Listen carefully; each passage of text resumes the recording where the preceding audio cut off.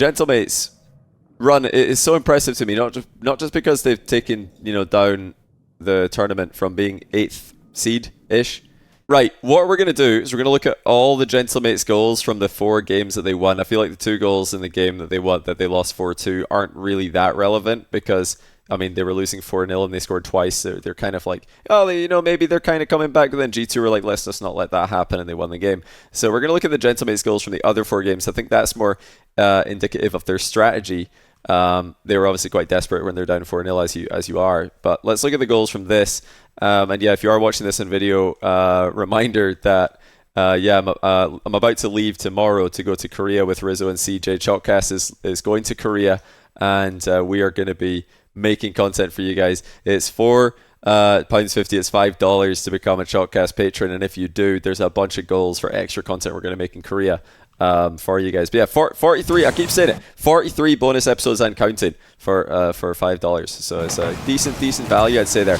Anyway, we're going to look at the goals from Gentlemates and see how are they scoring. This is game 1 against G2. This goal doesn't really follow too much of the same pattern. This is a bit more of a unique goal in this series because really all that happens is Seiko ends up playing the ball to beast mode, and then he just makes a forward run to mid boost, gets actually beaten to the boost, but then realizes his teammates have got control of the ball. G2 are slow back, and he just keeps going, and that's the only goal of the game. So this goal is kind of, it's not really going to, I guess, match too many of the other goals that Gentlemates scored this game, but I thought I'd show it anyway because it is the first goal of the series. G2 getting caught a little bit overextended there, and yeah, Seiko pretty much just realizing that he can play for the demo after being beaten to the boost. So it's something you guys can all do in your own games as well if you do get beaten to the ball. But this is actually the second goal of this game. This is going to be a big topic that I want to discuss today with you guys, and this is something that's super underrated, a very, very underrated skill in Rocket League, and even in RLCS, a super underrated skill, and that is losing a 50-50 in midfield play. So let's look at Itachi here. Atomic's missed the ball. Now look at Itachi in this play. He is not really playing to put that ball through Daniel. He knows that he's got teammates behind him. Again, G2 kind of getting a little bit on the wrong side of the ball here. Big mistake by Atomic to misread that. But in this moment, Itachi could just try to shoot the ball, but he knows it's it's probably going to be tough to beat Daniel from this position. Daniel's very good, so instead of doing that, he just tries to control the 50 to go back to his teammate. Now G2 nearly got a decent bit of fortune here because off that 50, Atomic actually landed on it, and he just didn't get enough of a touch on it to push it away from Seiko, who was following up behind Itachi. Mid pass to Juicy, but this is all from Itachi. Itachi doesn't get an assist for this, but he's obviously the one who's made that goal happen. He's actually, just brought both of his teammates into an open net position there with a 50-50, which is brilliant from Itachi. So very good stuff. Let's see how Gentlemates scored the next goal of the game. This is actually Itachi again. This is an extended period of pressure for Gentlemates. They were just kind of boxing G2 in. Itachi tries to shoot, gets saved by Daniel.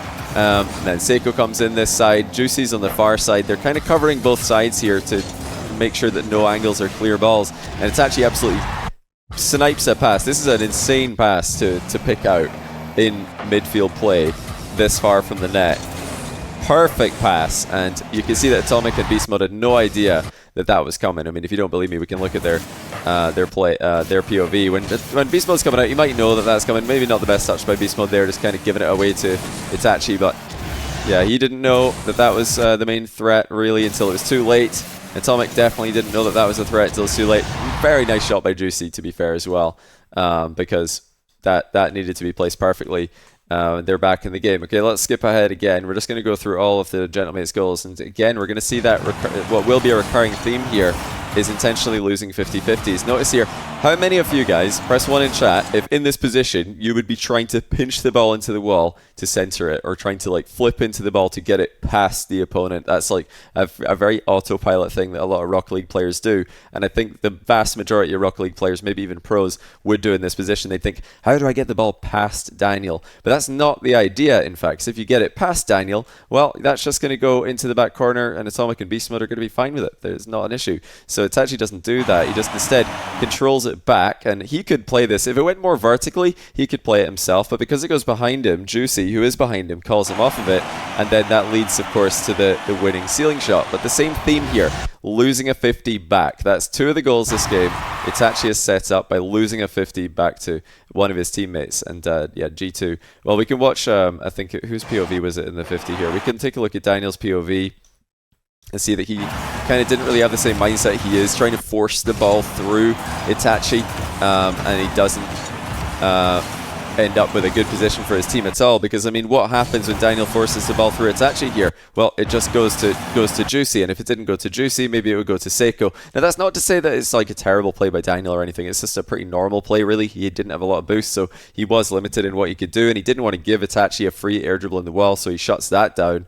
But the theme is still the same. You know, winning that 50 forwards actually just gave the ball to Juicy, whereas if Daniel had kind of had a similar idea to Itachi, played for a losing 50, maybe it would be Atomic in on the ball here instead of Juicy. Anyway, let's go into the next game. Let's go into game 3. This is going to be a very quick review here just to show you guys the goals from Gentlemates and how simple they are, but also how brilliant they are at the same time. Now, this one doesn't follow the same theme as the previous ones. Oh, no, wait, no, this one does. Sorry, I'm getting mixed up. This one does follow the same theme again. So we've seen, what is it now, 2 goals in the last game from Itachi, losing 50-50s back to a teammate.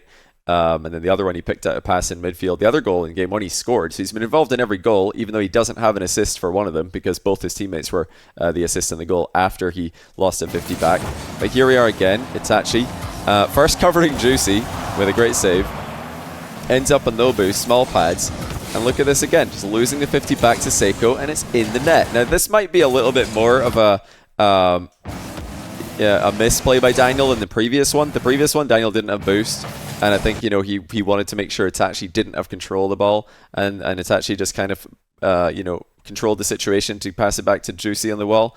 But this one, I think Daniel probably could have played better. This is a bit of a careless touch because G2 are in attack, and Itachi, he's not really playing to win that 50. He knows Seiko's there. He can literally just see Seiko off left of his screen. So instead of trying to push this ball through Daniel, he just hits it into Daniel and lets Daniel pass it to Seiko, and then Seiko puts it into the back of the net. But we can again look at Daniel POV here, and you can see why I don't think it was the other play was you know, kind of just a normal play, but this is definitely, I think, a bit of a misplay by Daniel, because he is very much not steering that ball towards a teammate. I guess he's maybe trying to kill it and let Atomic come in, but I think that's just a bit too risky probably, and it does in fact bait Atomic in, and they get scored on. So yeah, if you're trying to get Atomic again, if you're trying to get Atomic into the play here, funnily enough, oh, what have we done here? How have we? Oh, okay, I'm not sure what we've done there, but we've got a nice cinematic view all of a sudden. But yeah, in both these plays, Daniel was being followed up by Atomic, Itachi's being followed up by a teammate, this time it's Seiko, and Itachi's the one who actually loses the 50-50, and it's his teammate who comes into the ball, and Atomic who's not able to close the distance. What? How have I done that, by the way? This is, hold on, might need to reload this replay. Okay, surely if I go player POV, we'll be fine. Alright, yeah, there we go. And yeah, 3 goals now out of 5 in this series that we've seen have been from losing 50. So more than half the goals have been losing 50s backwards. This is the last goal of the game. This is not losing a 50 backwards. This is a clean beat by Itachi. He stops the play in the back corner, and he gets a very nice interception that I'm not sure Beast Mode would have seen coming, because Itachi here lands awkwardly, hits Atomic, and still recovers to get the block. It's up to Seiko, drop down to Juicy, dusts 2 players, slots the shot. So Juicy's getting a lot of goals in this final, but a lot of these plays, in fact all these plays, are being started by Itachi. Itachi scored the goal in the first game. He directly assisted the second and third goal, and he indirectly assisted the first goal because he passed to the guy who scored the open net.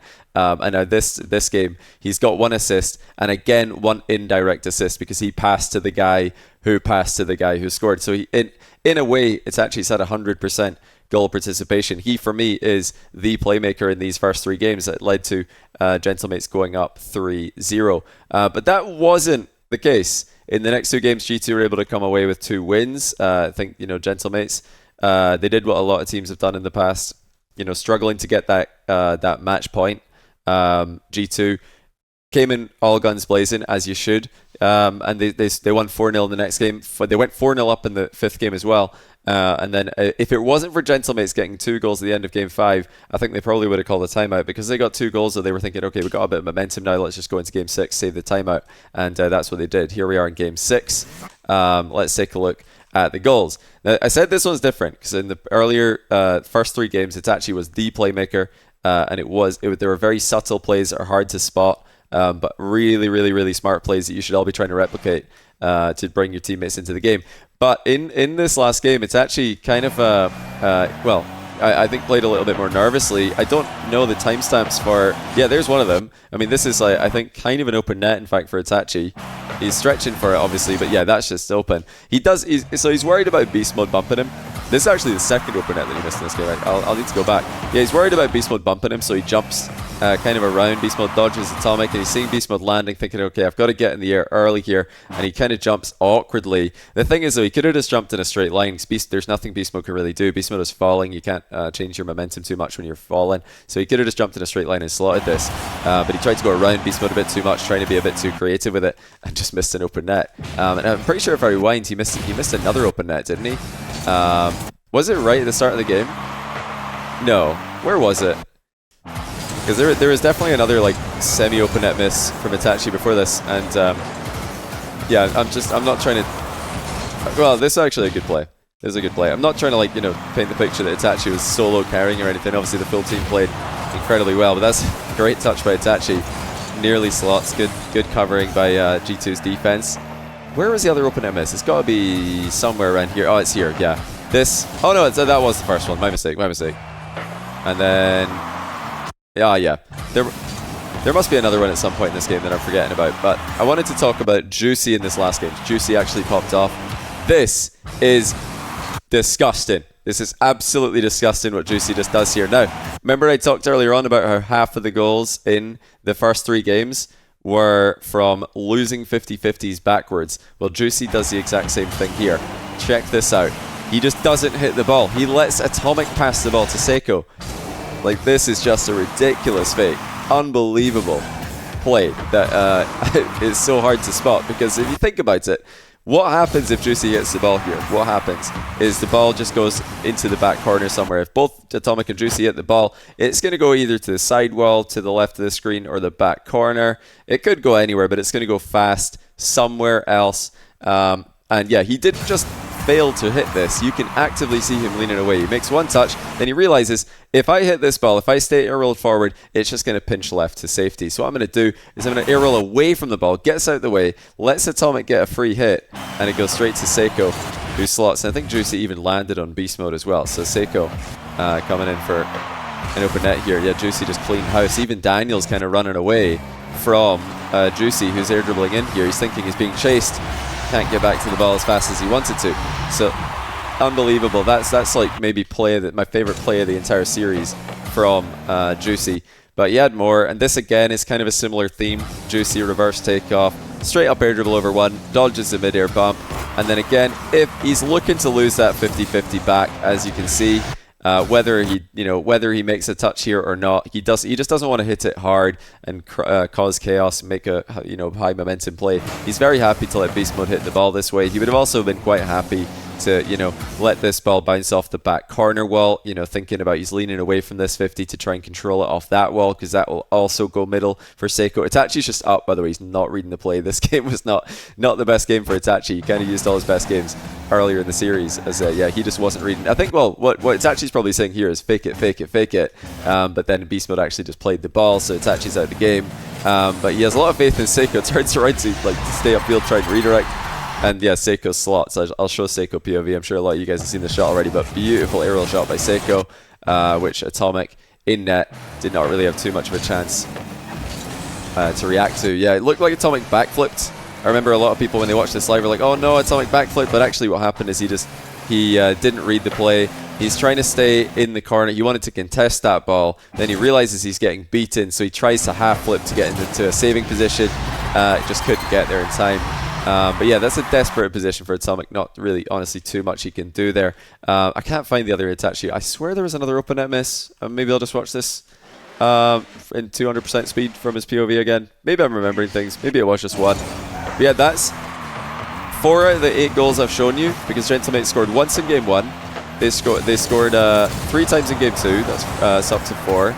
They scored twice in game 3, and they scored twice in this game. They scored 8 goals combined in the 4 games that they won, and 4 of them were from 50-50ing the ball back. Actually, you could argue 5 of them, because even that last one there from Juicy involved trying to lose a 50-50. Definitely wasn't trying to win it. So they're trying to lose 50-50s back to each other, because that's where your teammates are. They're behind you a lot of the time in Rocket League, so instead of trying to win 50-50s, instead of always trying to push the ball through opponents, you can actually just get good outcomes by losing it. Even here, this last goal, this is a little bit less intentional. I think it actually does go up with the intention of winning this 50, because he realizes that this is going to be awkward for G2 if he does. Daniel's on the back wall. If that ball goes up off the ceiling middle, it's going to be hard for Daniel to get there. Beast Mode's just leaving the play. Juicy, if he's forwards, would have a good play. But even that one, when it does go backwards, it's still perfect for Juicy. So that is the... That's the theme here that I want you guys to be paying attention to, is losing 50s back. It's a really, really important skill, very difficult to master. You need a lot of synergy, and controlling 50s against world-class players like these is a lot easier said than done. So really, honestly, a masterful series here from Gentlemates, quietly, subtly taking down G2 in the grand final. Yes, I wanted to make a video about that and bring that to your guys' attention. One of the more subtle ways. When you do this, your opponents will not even realize you're doing it. You'll be in ranked, intentionally losing 50s to give the ball to your teammates. Your opponents will not even know. They'll just be thinking, oh yeah, I won that 50. Oh my goodness, it went straight to an opponent. I can't believe how lucky they are. They keep getting the ball off 50s. So lucky. How many times have you guys said that in your own ranked games? Be honest, one in chat. If you guys have said that in Discord when you're talking to your mates playing ranked, oh, this is so unlucky. Every 50-50 goes to them. We're all guilty of that. But actually, you can do that. You can do that on purpose. A lot of you will be familiar with how to do it off kickoffs. You just hit the ball on the side, let the opponent get a clean touch back to the corner. It's the same idea in open play, except you need to be a little bit more careful. You don't want to lose 50s where you're kind of on the outside of the ball. And the opponent just flipping it into you will deflect it straight into your net. You want to be kind of killing the momentum and like hitting it slowly back to a teammate, not quickly back to a teammate. Yeah, maybe not the best thing to do with randoms, because they might not understand what you're trying to do, but that's my little tip for you guys who want to give that one a go. How to play like Gentlemates. It's one of the ways to play Gentlemates. They actually do a lot of things well, but that's one thing you can do, which is a bit easier to replicate than the high synergy, perfect rotation elements that are going to be a lot harder. Yeah, if you guys like this kind of content, if you like this kind of video, let me know. I like to look for common themes in matches, common themes in series, and see what teams are doing differently. Even at the very highest level, we're still seeing slight playstyle adjustments from a lot of teams, a little game plan changes. And Gentlemates they're a fascinating team. I think they're going to continue to succeed. I don't think that's a flash in the pan. I think we're going to see more greatness from them.